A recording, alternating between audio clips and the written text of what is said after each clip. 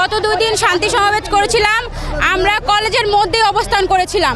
আমরা একটি স্মারকলিপি নিয়ে প্রায় 900 স্টুডেন্ট আমরা জেলা প্রশাসক বরাবর গিয়েছিলাম তাদেরকে স্মারকলিপিটি জমা দেওয়ার জন্য।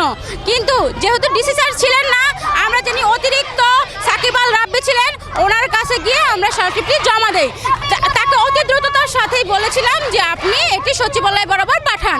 কিন্তু আমরা একদিন সময় দেওয়ার পর, আমরা 2 দিন ঘোষণা করার পর আমরা একদিন আন্দোলন আমরা সমাবেশ করেছিলাম, একদিন আমরা টাইম দিয়ে এসেছিলাম। কিন্তু কালকে আমরা যাওয়ার পর দেখলাম আমাদের সেই স্মারকলিপিটি এখন পর্যন্ত সচিবালয়ের নিকট পাঠানো হয়নি, তারা সেটা উপর মহলেই পাঠায়নি। তারপর আমি এডিসি স্যারের সাথে দেখা করলাম, তাও প্রায় 3 ঘন্টা অপেক্ষা করে এডিসি স্যার আসলেন।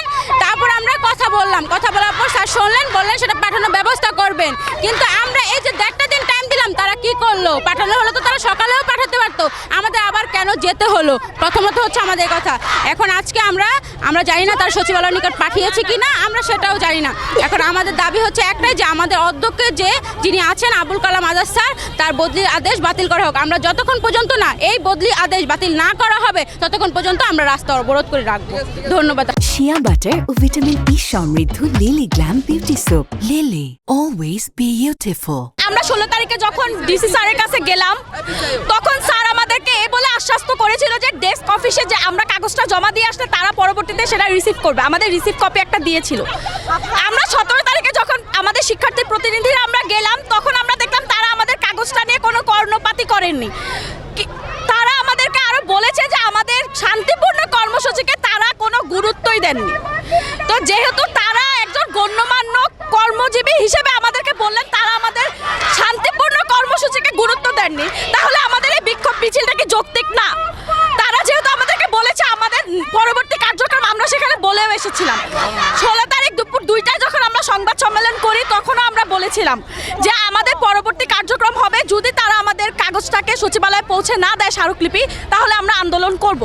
তারা আমাদের আন্দোলনটাকে কোনো গুরুত্বই দেননি, আমরা পরবর্তীতে করছি। এখন তারা আমাদেরকে বিভিন্ন টিভি নিউজ অনেক ধরনের নিউজ প্রচার করছে 16 তারিখেও 17 তারিখেও আমাদের স্যারের বিপক্ষ হয়ে যে তারা বিভিন্ন ধরনের নিউজ প্রকাশ করেছে, মিথ্যা নিউজগুলো প্রকাশ করেছে।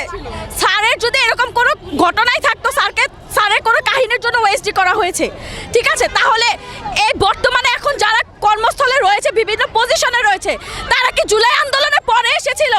তারা জুলাই আন্দোলনের পরেই কি চাকরি পেয়েছে? তারা আগে কোথায় চাকরি করছে? তারা কি দোসরদের সাথী ছিল না? আমাদের স্যার চাকরি করেছে সে দোসরদের সাথী ছিল, তাহলে এখন কারা দোসরদের সাথী? স্যারকে যে বাতিল করা হয়েছে আমাদের কোনো কারণ এখন পর্যন্ত দেখানো হয়নি।